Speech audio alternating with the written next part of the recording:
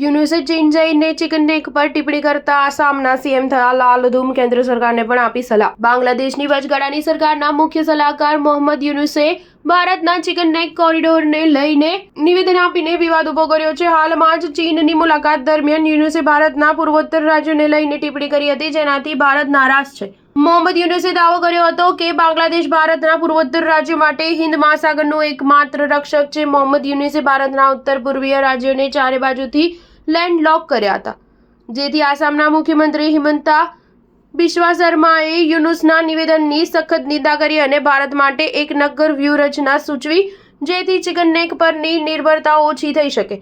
મોહમ્મદ યુનુસે ચીનના રાષ્ટ્રપતિ Xi Jinping સાથેની મુલાકાત દરમિયાન બાંગ્લાદેશમાં રોકાણ વધારવાની અપીલ કરી હતી। આ દરમિયાન તેમણે ભારતના પૂર્વોત્તર રાજ્યોને લઈને નિવેદન આપ્યું હતું, જેને ભારત વિરોધી ઇરાદાઓ હોવાનું જોવામાં આવી રહ્યું છે।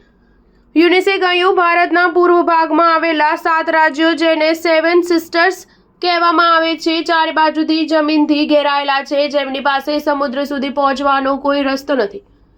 બાંગ્લાદેશ આ ક્ષેત્રમાં સમુદ્રનો એકમાત્ર રખેવાળ છે। આ નિવેદન માત્ર ભારતની ભૌગોલિક સ્થિતિ પર ટિપ્પણી કરતું નથી, પરંતુ ચિકન નેક કોરિડોરના મહત્વને પરોક્ષ રીતે પડકારવાનો પ્રયાસ પણ કરે છે।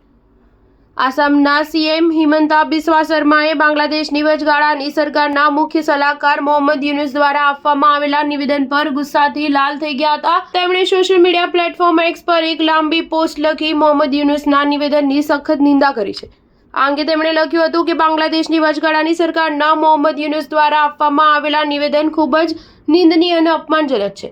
તેમણે ભારતના 7 ઉત્તર પૂર્વીય રાજ્યોને લેન્ડલોક અને બાંગ્લાદેશને હિન્દ મહાસાગરનો એકમાત્ર રખેવાળ ગણાવ્યું છે। યુનુસનું આ નિવેદન ભારતની વ્યૂહાત્મક ચિકન નેક કોરિડોરની સંવેદનશીલતાને દર્શાવે છે। સ્ટાર ન્યૂઝ 7 હંમેશા સચ્ચાઈની સાથે।